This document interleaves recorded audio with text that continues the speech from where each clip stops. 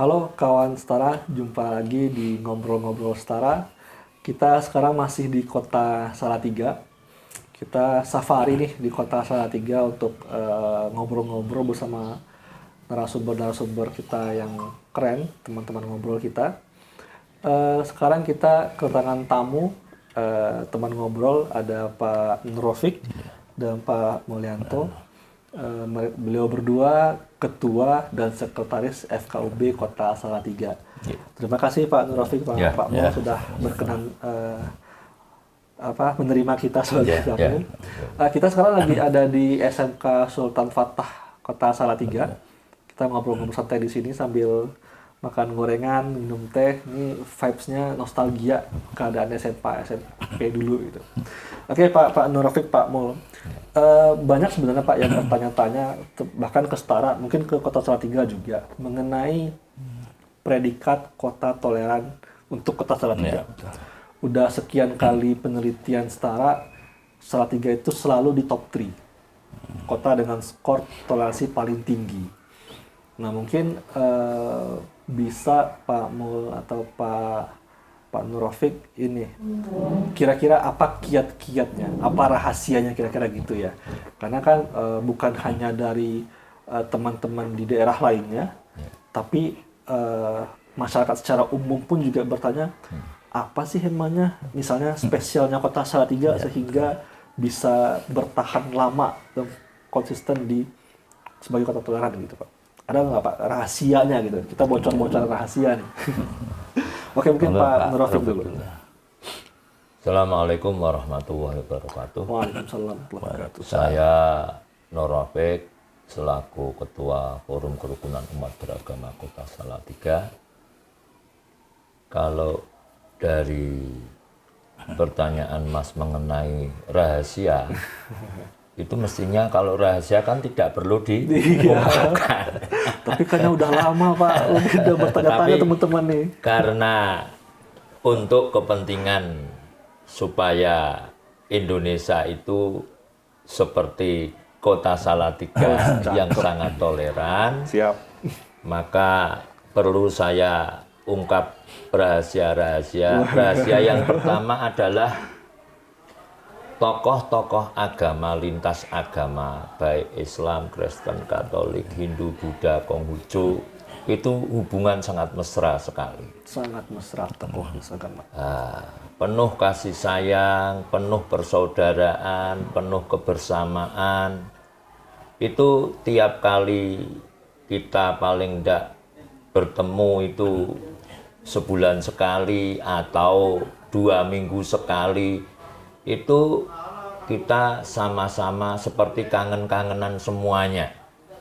Kalau tokoh-tokohnya ini sangat mesra, kemudian memberikan contoh keteladanan kepada masyarakat akar rumput, saya yakin jamaah-jamaah, baik jamaah pengajian, jamaah-jamaah di gereja, baik Kristen, Katolik, Hindu, Buddha, Konghucu, dia sangat-sangat istilahnya menjaga marwah Kota Salatiga yang sudah 6 kali menjadi kota 3 besar tertoleran di Indonesia ini, sangat-sangat menjaga, mendukung, dan sekaligus memelihara kerukunan, toleransi, kondusivitas. Tidak ingin kotanya istilahnya ada riak-riak kecil, apapun kita terus berkoordinasi dengan tokoh-tokoh masyarakat, tokoh-tokoh agama.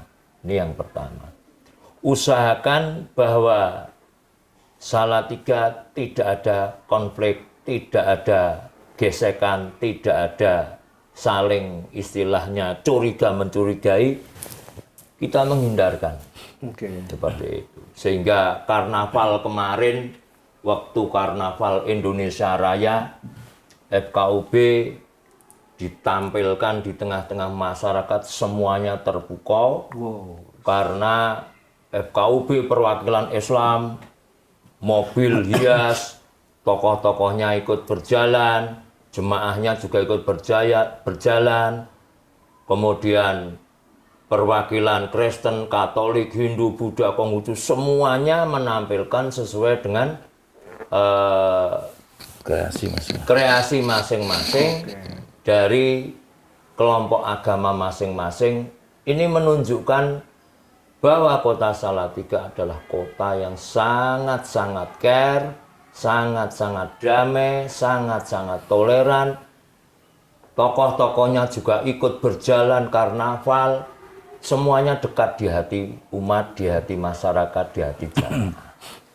Kemudian di samping itu kita juga yang ketiganya ini koordinasi terhadap tokoh-tokoh agama itu sangat-sangat diperlukan. Jika ada istilahnya letupan-letupan kecil, mampu kita atasi sebelum sampai kepada pemerintah.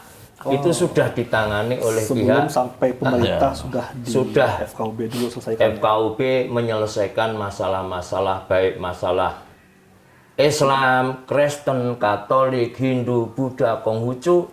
Alhamdulillah sudah selesai di akar rumput. Pemerintah malah justru terbantukan. Nah, itu dengan tokoh-tokoh agama itu. Di samping pemerintah sendiri, yang keempat memberikan support yang sangat besar kepada FKUB karena kewibawaan karismatiknya para tokoh-tokoh ini sangat-sangat diperlukan, sehingga pemerintah itu tiap-tiap ada permasalahan-permasalahan pasti melibatkan terhadap tokoh-tokoh FKUB. Masyarakat bertanya kepada tokoh-tokoh FKUB.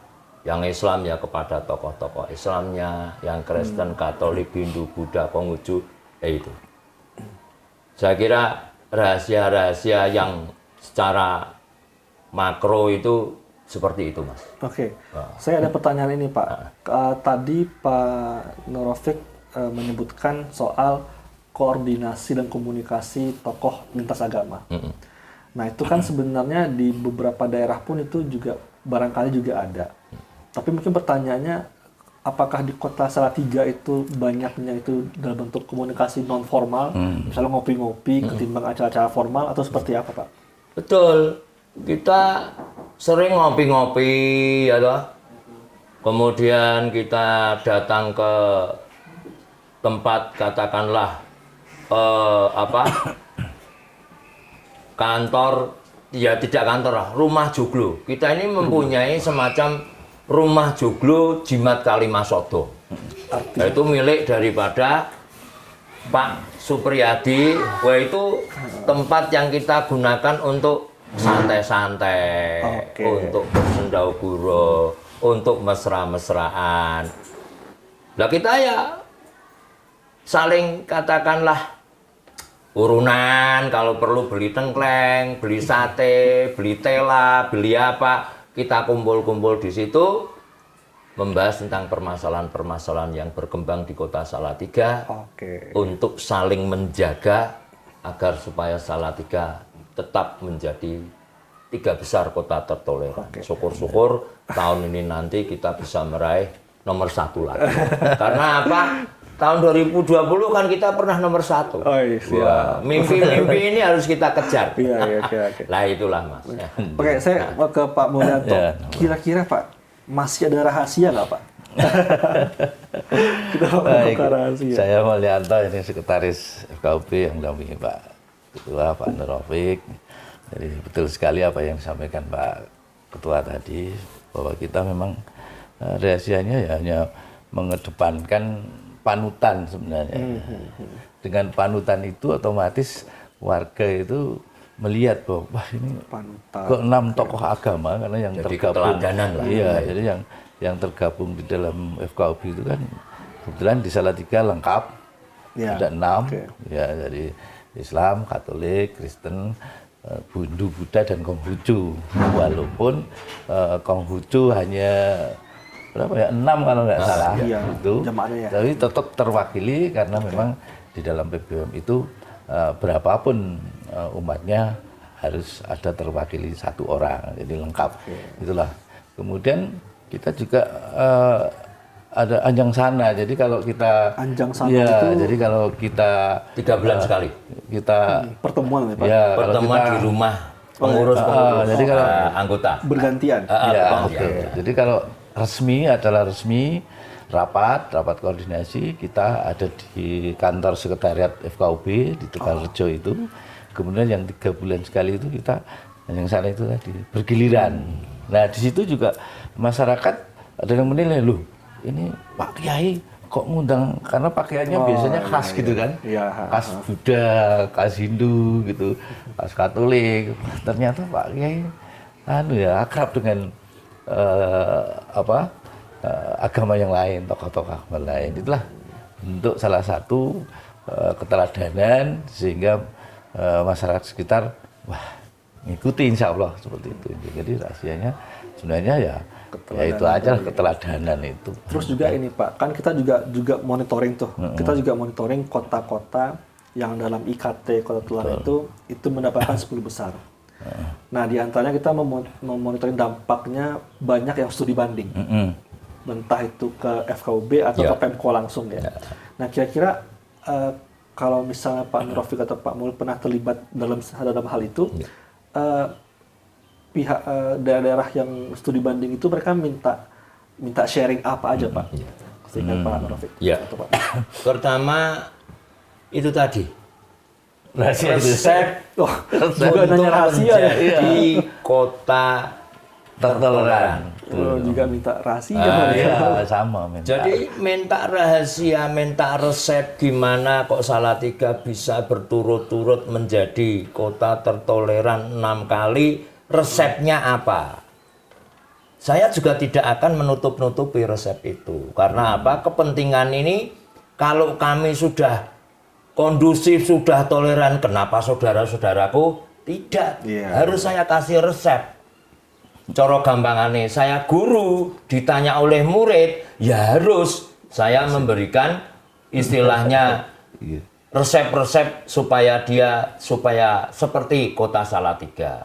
Nah, kalau katakanlah saya memimpikan kalau mereka datang, resep-resepnya kita kasih, insya Allah, sebab yang 10 besar itu semuanya sudah ke Salatiga. Iya. Itu. Singkawang sudah, Manado sudah, Ambon sudah, kemudian Pematang Siantar sudah, semuanya udah ke Salatiga semuanya. Lampung. Dalam rangka yang sama. Studi tiru istilahnya. Magelang, Bekasi. Ini saja kemarin baru saja dari mana Pak? Sukamara, Kalimantan Tengah. Tanggal 6 kemarin. Bahkan bupatinya Lamando juga datang ke Salatiga. Kita ajak ke kantor FKUB. Malah dianya pengen melihat kantor FKUB itu seperti apa.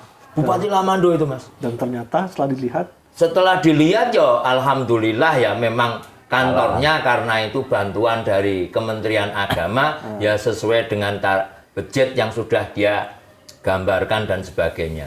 Dan alhamdulillah sangat care sekali dari Bupati Lamando. Kemudian trik-trik apa lagi Pak Kiai saya supaya bisa meniru.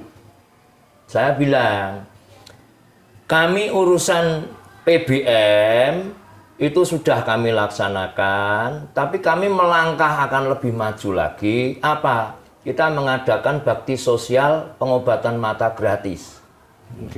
Nah itu kita kerjasama dengan JFF, John Facet Foundation, yang bermarkas di Bali, tapi pusatnya di Australia.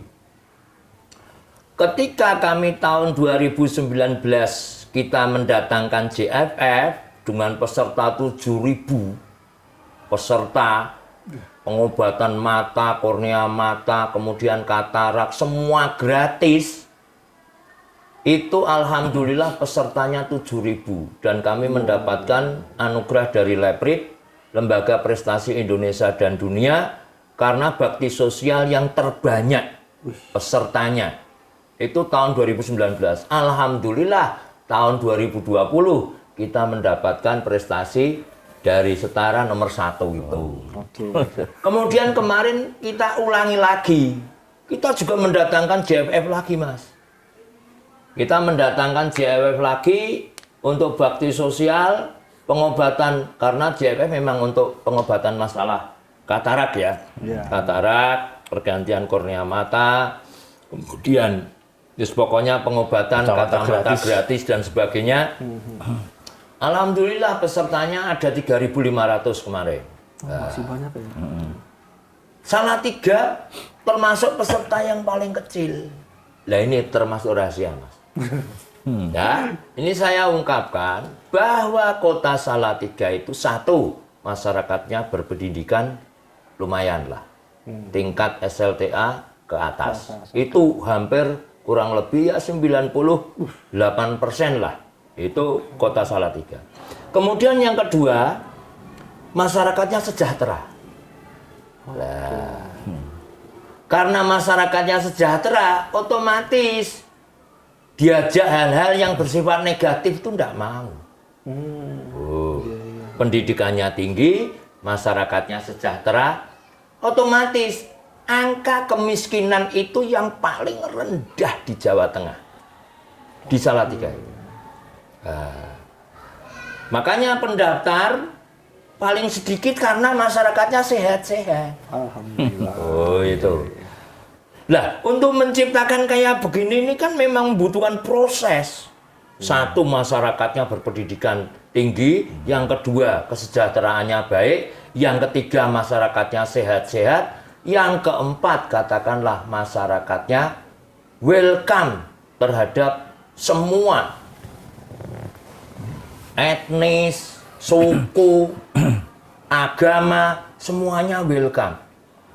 Sehingga masyarakat di Salatiga itu dalam kegiatan-kegiatan apapun itu seperti di lapangan Pancasila itu, sholat Idul Fitri ya di situ, Idul Adha ya di situ, Pesparawi ya di situ, Natalan ya di situ, kemudian Paskah ya di situ. Lah ini, dan ini jarang dilakukan di kota-kota yang lain. Lah, masyarakatnya itu tidak nyon sewu, toleransinya sangat tinggi.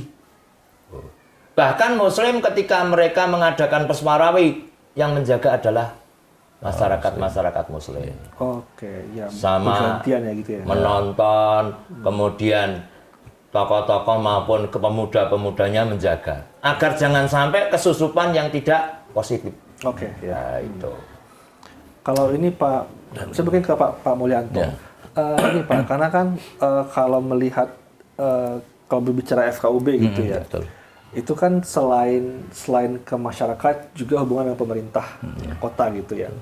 Nah kita kan juga banyak punya inilah sharing dari teman-teman FKUB lainnya, bagaimana entah mereka berkeluh atau juga senang gitu ya dengan hubungan mereka dengan Pemko gitu. Nah ini kan kota FKUB Salatiga ini kan hubungannya baik, sangat disupport gitu lah ya oleh Pemko-nya. Nah kira-kira kalau boleh sharing support seperti apa dan bagaimana Pemko terhadap FKUB ini Pak gitu, yang barangkali bisa ditiru oleh Pemko dan FKUB kota-kota lain gitu Pak. Baik, terima kasih. Jadi memang betul kita dengan Pemkot itu sangat baik komunikasinya, utamanya melalui Kesbangpol. Oke. Ya, jadi setiap kali kita ada acara, misalnya ada kunjungan kerja dari FKUB luar daerah. Oke. Ya, itu kita mesti komunikasi dengan Kespa, entah itu suratnya ditujukan ke wali kota atau ke Kesbangpol atau ke ketua FKUB, itu kita mesti langsung komunikasi. Nah, seperti contoh kemarin waktu kebetulan ada kunjungan kerja dari Sukamara, Pak, dari Sukamara, Kalimantan Tengah, itu juga begitu. Wah ini kebetulan di Pemkot itu tempatnya penuh hari itu tanggal 6 itu. Ya, bagaimana kalau kita di sekitar evakuasi? Oke. Tapi tolong ini dananya FKUB sudah mepet ini, jadi untuk konsumsi bisa di cover dari bagian umum Pemkot. Lalu beliau bilang siap. Nah, itulah saya mau nanya itu tadi sebenarnya. Memancing ke sana terus sebenarnya. Jadi soal lokasi kerjasama sangat baik itu. Jadi tempat ada di SKTRH, kemudian konsumsi seluruh dari konsumsi Pemkot. seleb dan sebagainya. Nah, itu. Saya true point ini Pak, karena udah di-mention ya. Karena kan dengan cerita Pak Nur Rafiq sama Pak Mulyan, Pak Mul soal kerja-kerja FOB yang padat gitu ya. Alokasi anggarannya memadai nggak Pak? Ya sampai saat ini ya cukup lah, masih dianggap cukup. Oke. Salatiga ini. Semoga ditingkatkan. Gitu. Ya, Karena kerjanya betul. banyak nih, kita dengar dari tadi gitu. Dan pilar-pilar semua nih kerja-kerja FKUB gitu. Betul. Dan ini sebentar lagi juga mau Bluro mau datang. Bluro tanggal 20 nanti di sini. Bluro, maaf Pak, Bluro itu? Kota Bluro, Kota FKUB Bluro. kota. Ya. Oh, nama kota. Kabupaten Blora. Kabupaten Blora. Blora. Oh, Blora. Blora. Iya. Blora. Bluro tadi. Kabupaten Itu Blora. mau start ditiru ke sini. Dengan konteks sama? Sudah. Ya, Toleransi lagi? sama. Oke, luar biasa. Udah Jadi berapa? terus tiap bulan itu mesti ada tamu Mas. Paling enggak 2, 3 itu terus tiap bulan. Lah ini kalau dana FKUB kan nanti semakin hari semakin istilahnya terkurangi dan sebagainya, maka kami ya otomatis minta tolongnya kepada Kesbah. Iya.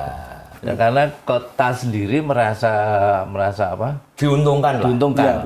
Iya, betul. Kayak kemarin Sukamara itu Mas, menginap di sini 3 hari full. Oke. Nah, kemudian nginap di Larasasri. Ketika nginap di Larasasri, otomatis hotel di Larasasri Salatiga muncul. Kemudian UKM yang di sini tempat-tempat oleh-oleh itu, kan malam hari makan di sini dan sebagainya itu kan otomatis tergerak perekonomian. Oh, Nah, itu iya, keuntungannya ada. seperti itu. Oke, saya masuk ke sini Pak Mul dan Pak Nur Rafiq. Ya. Tantangan. Karena kita tahu selangsung atau enggak langsung, Ya. kota-kota yang dalam IKT setara itu mendapatkan predikat toleransi tinggi, itu hal sekecil apapun bisa menjadi sorotan. Ya. Betul. Kasus kecil apapun tuh sorotannya bisa nasional gitu. Ya. Nah kira-kira kan konteks Salatiga ini banyak yang mempertahankan. Ya. Nah kira-kira ada nggak Pak tantangan atau hambatan kira-kira ya dalam mempertahankan predikat itu? Mungkin Pak Mul dulu. Iya, baik. Tantangan itu jelas ada ya, pasti.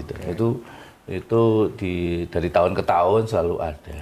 Kemudian tantangan yang kata orang bijak itu kan makin pohon tinggi, iya, anginnya makin kencang. Anginnya makin kencang lah itu kan. Nah baru-baru ini ada muncul juga di media sosial Mas. Itu media sosial? Ada berita yang menyatakan bahwa tokoh agama di Salatiga diperiksa KPK. Waduh. Wah, lalu kemudian menggunakan inisial NR.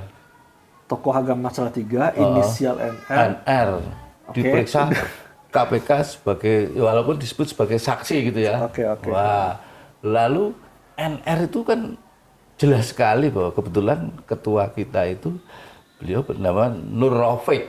Iya, NR langsung juga ya. Langsung. Otomatis semua warga-warga yang khususnya Muslim itu lalu banyak yang bertanya saya selaku sekretaris FKUB langsung ke Pak Nur Rafiq sebagai ketua, lalu Mbah ini ada apa ini NR? Mbah Rafiq itu kena kasus apa kok muncul di permukaan? Nah, alhamdulillah karena kita sudah menelisih ya berita itu bagaimana, lalu ketemu akar masalahnya. Oh ternyata NR itu nama lain yang itu bukan Pak Nur Rafiq gitu ya. karena Pak Nur Rafiq sendiri sampai saat ini, sampai detik ini pun belum pernah bersinggungan dengan KPK. Karena kepolisian saja tidak, apalagi KPK kan gitu. Berarti tadi ini ya, betul. terlalu inisial atau semua ciri-ciri itu terlalu mengarah ke Pak Nur Rafiq, padahal tanpa adanya mungkin tabayun atau apa kan. Karena kebetulan di media sosial itu disebutkan tokoh agama, kemudian memangku jabatan di pendidikan. Aduh. Ya toh? Kemudian mengelola yayasan pendidikan. Nah, unsur tiga ini dekat sekali dengan jabatannya Pak Nur Rafiq. Hanya ada satu memang yang bisa istilahnya apa ya?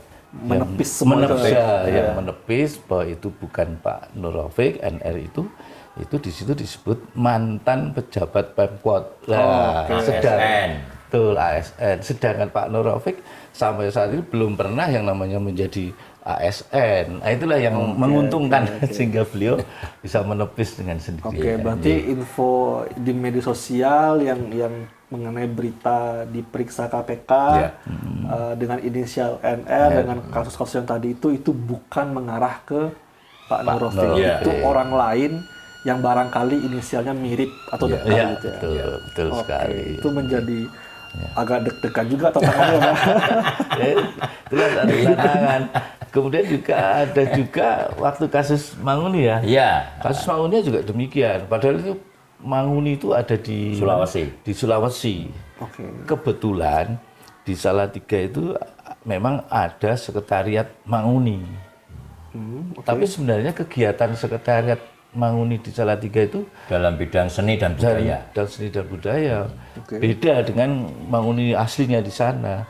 Karena waktu itu ada kasus Manguni di sana, menimbulkan keributan, keramaian kan itu. Lalu di sini gerutuk, Mas. Jadi ada dari Temanggung, Jogja, Solo, Magelang, Boyolali jam 1 malam. Wah, Pak Kapolres sampai istilahnya ya walahan ya. Lalu jam 1 malam Pak Ketua ini dijemput Langsung. tolong ini bisa diberikan pencerahan karena ini termasuk mengenai keagamaan. Akhirnya Pak Ketua ini Alhamdulillah bisa selesai. Langsung saya alhamdulillah dialog selesai. Saya minta Anda semuanya jangan mengganggu ketentraman Kota Salatiga. Itu dari luar semua. Iya, dari luar semua. Wah, itu demo besar-besaran, tapi alhamdulillah malam itu bisa terselesaikan. Akhirnya saya minta Anda semuanya pulang. Saya itulah bilang sama Kapolres, itu ya. tolong Pak diantarkan sampai pusat kota atau batas kota supaya dia tidak mengganggu kita lagi. Ya Pak, siap. Alhamdulillah selesai. Kita takut kalau muncul konflik kan menjadi tidak zero konflik lagi, berbahaya. Terus ini Pak, saya mungkin lanjut ke sini. Soal ini kita agak mengkaitkan dengan pemilu. Nah, tapi konteksnya yang ini karena kan dalam udah rahasia umum lah soal politisasi identitas. Itu kan udah rahasia umum tuh. Nah, kira-kira Pak Mul dan Pak Rafiq ada ini nggak misalnya ada semacam bagaimana peran FKUB dalam mengantisipasi politisasi identitas, terutama oleh masyarakat yang terdampak ya. Karena kan kalau politisi itu ya kita mengharapkan mereka cerdas gitu. Tapi kan kadang masyarakat tuh langsung terdampak kan kalau sudah begitu. Nah itu nanti insya Allah tiap 5 tahunan kita nanti bekerja sama dengan Polres untuk mengadakan doa lintas agama menjelang pemilu. Agar supaya pemilu damai, aman, tentram, berjalan seperti yang telah ditetapkan oleh pihak pemerintah. Dan itu alhamdulillah Mas, dari seluruh tokoh lintas agama dan seluruh jamaahnya kita ajak untuk berdoa bersama bahwa pemilu itu adalah gawe 5 tahunan. Siapapun pemimpinnya, kita harus berlapang dada. Bolehlah beda gambar, beda pemikiran, boleh. Tapi tetap Salatiga harus kita jaga. Nah, itu. Berarti tidak selain doa juga memberikan himbauan-himbauan atau pencerdasan seperti tadi ya. Ini nggak Pak, saya mungkin karena kebetulan kita setara itu kemarin 2 hari kemarin itu mengadakan capacity building untuk teman-teman muda Kota Salatiga untuk bagaimana mereka itu juga mulai sadar dan mulai ngeh soal semacam bahaya politik identitas gitu. Dan memang kita akui peserta dari teman-teman muda Salatiga dengan berbagai macam latar belakang agama segala macamnya itu memang sangat partisipatif dan isu-isu toleransi di Salatiga ini mereka cukup menguasai gitu Pak. Maksudnya barangkali itu juga menjadi bagian peran-peran FKUB gitu ya dalam melibatkan teman-teman muda dan masyarakat sipil lainnya untuk sama-sama menjaga toleransi di Salatiga gitu Pak. Nah mungkin ada nggak Pak misalnya ini mungkin sharing pengalaman ke teman-teman bagaimana FKUB itu juga melibatkan anak muda dalam isu-isu ini karena kan barangkali anak-anak muda itu kan mungkin agak tidak begitu fokus ke isu ini mungkin ya gitu. Nah itu bagaimana FKUB menyikapi itu Pak? Jadi gini, kebetulan ini di tahun ini Pemkot kan mencanangkan program apa Pak? Super Tangguh. Nah, bahkan FKUB mau diberikan dana tambahan hibah. Nah, alhamdulillah. Tapi memang dikhususkan untuk program acara Super Tangguh itu. Nah, kebetulan di FKUB ini sebenarnya sudah lama sekali kepingin bukan membangun ya, istilahnya kepingin semacam membentuk forum kerukunan khusus anak muda. Tapi lintas agama. Dan waktu itu sudah pernah ada kita sosialisasi, sudah oke. Tapi ternyata kita juga terbentur oleh dana ya. Karena kalau sudah terbentuk, itu otomatis konsekuensinya kan kegiatan harus ditopang. Betul. Satu itu. Kemudian kendala yang kedua, ternyata setelah kita mencari dasar hukumnya untuk membutuhkan yang semacam itu, kemudian untuk bisa menjadi dasar untuk meminta dana hibah ke Pemkot, itu ternyata tidak ada. Karena FKUB hanya dibentuk sampai dengan level kota. Nah, berhubung kemarin Pemkot menawari itu, maka insya Allah nanti dana itu sebagian akan kita alokasikan untuk membentuk itu tadi forum untuk anak muda lintas agama.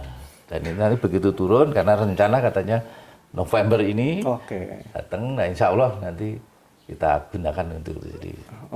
Nah itu teman-teman setara banyak rahasia yang sudah disampaikan, sudah dibocorkan oleh Pak Rafiq dan Pak Mul soal bagaimana Kota Salatiga itu menjaga toleransinya maksudnya, dan dengan berbagai melibatkan elemen pemerintah atau masyarakat sipil kayak gitu ya. Jadi teman-teman bisa banyak belajar dari cerita kita, dan mungkin masih ada yang mau mengunjungi FKUB Salatiga, monggo biar semangat Salatiga semakin menjadi lokomotif untuk kemajuan toleransi di Indonesia. Terima kasih Pak Rafiq dan Pak Mul untuk bocoran rahasianya. Semoga bisa dimanfaatkan oleh teman-teman setara. Sampai jumpa teman setara untuk ngobrol berikutnya.